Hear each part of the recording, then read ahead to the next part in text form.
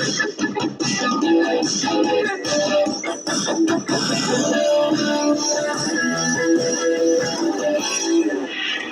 up, sunshine? I'm Coy Wire. This is CNN 10, and you all are good. We put another misspelling in 10-second trivia yesterday. See right there?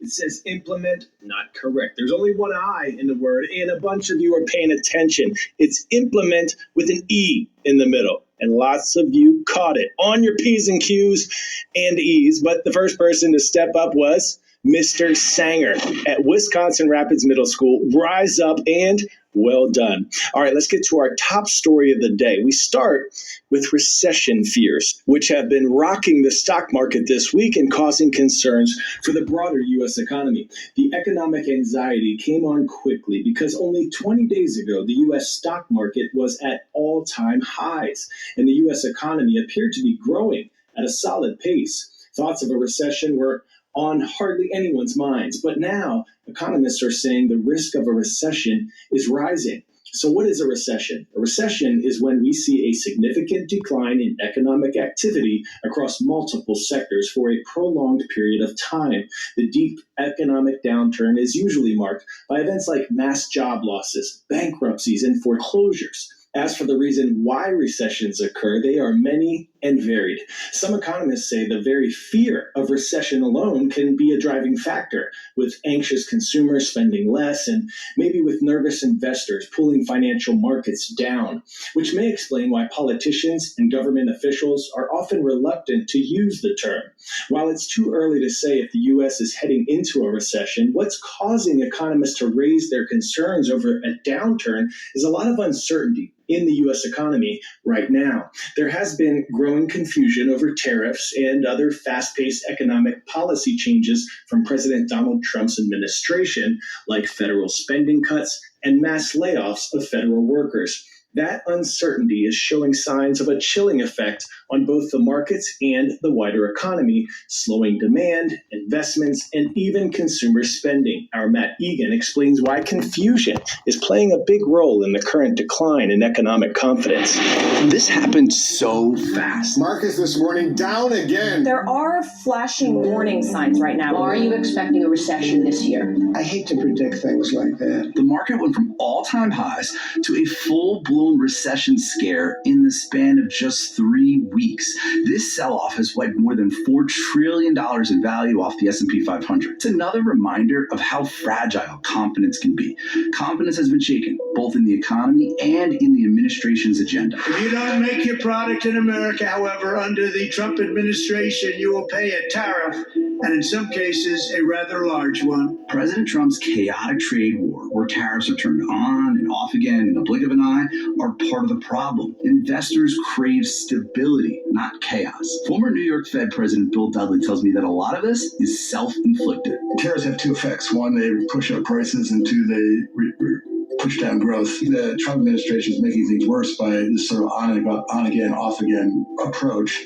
So the uncertainty level is higher than it needs to be. Of course, it's way too early to conclude a recession is coming. The unemployment rate remains low. Jobs market continues to grow. This economy has proven very resilient in the past, withstanding supply chain chaos, $5 gas, the Fed's war on inflation, and the regional banking crisis. But this is a new test. 10-second trivia. Which European country does not border the North Sea? Great Britain, Denmark, Spain, or Germany?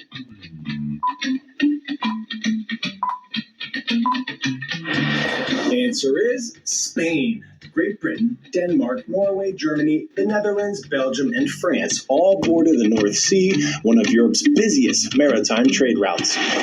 We go to news now out of the North Sea, where a cargo ship crashed into an oil tanker transporting jet fuel for the U.S. military, igniting a fiery blaze off the coast of England. The British Coast Guard rescued all 23 crew members from the oil tanker, but one crew member of the cargo ship is missing, presumed dead by the British government.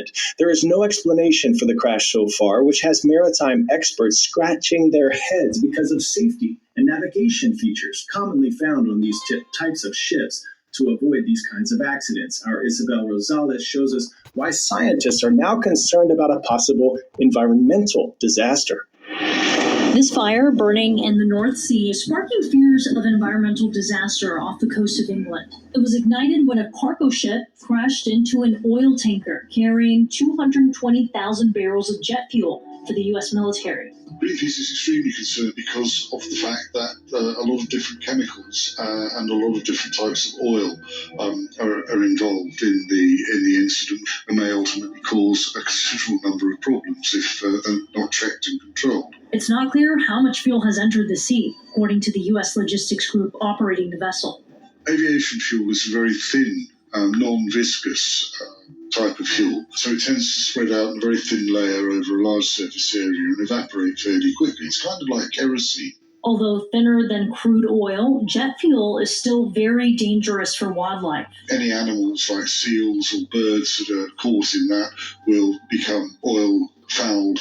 Most birds that get fouled with oil don't normally survive in very great numbers. There's also reports of dolphins and harbour porpoises in the region who are also vulnerable. The cargo ship was carrying 4 empty containers that had previously contained the toxic chemical sodium cyanide, according to the vessel's owner.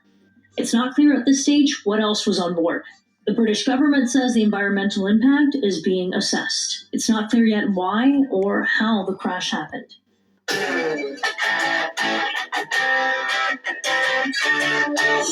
Today's story getting a 10 out of 10. A scuba diver uncovering unique treasures. Golf balls. Jim Best has been finding lost golf balls underwater for decades, making a business out of selling them back to golf shops. At one point in his career, Best was dredging up to 2 million golf balls per year from 65 different golf courses across the United States eastern seaboard. Our Don Riddell caught up to chat with Best for insight into the perks and pitfalls of the job.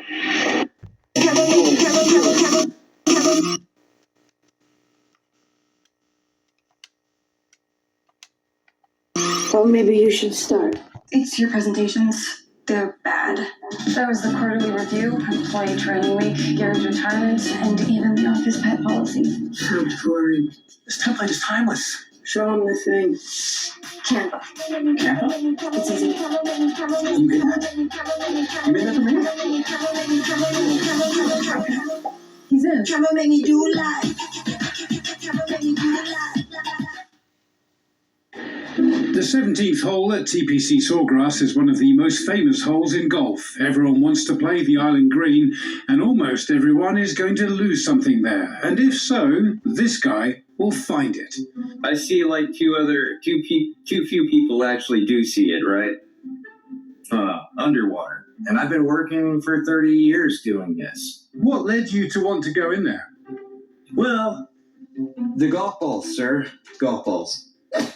17, the bare minimum is like 70,000 balls that come out of there. It's an island green, and that whole water area has balls in it, from the tee to past the green. Everybody wants to hit that green. And as I'm watching, some guys do, but mostly it's just a challenging green. Jim salvages golf balls from other courses in Florida too, but the 17th hole at Sawgrass is so hazardous to golfers that their watery grave is his Aladdin's cave. This is Tiger Woods' ball from 2005. We've got Donald Trump's ball here. Okay. POTUS number 45. Maybe this is Tom Brady's ball. Apart from golf balls, have you found anything else in there? Clubs, alligators, what do you want? Where do you want to start? For a couple of years, there were some large gators in there, and that was fun. Cell phones, mainly putters.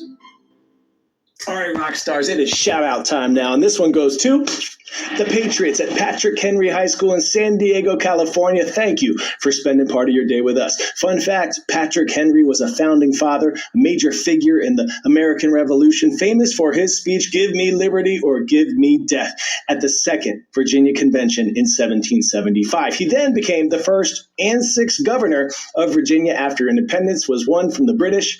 The more you know. Have an awesome day, everyone. Let's do it again tomorrow, right back here on CNN 10.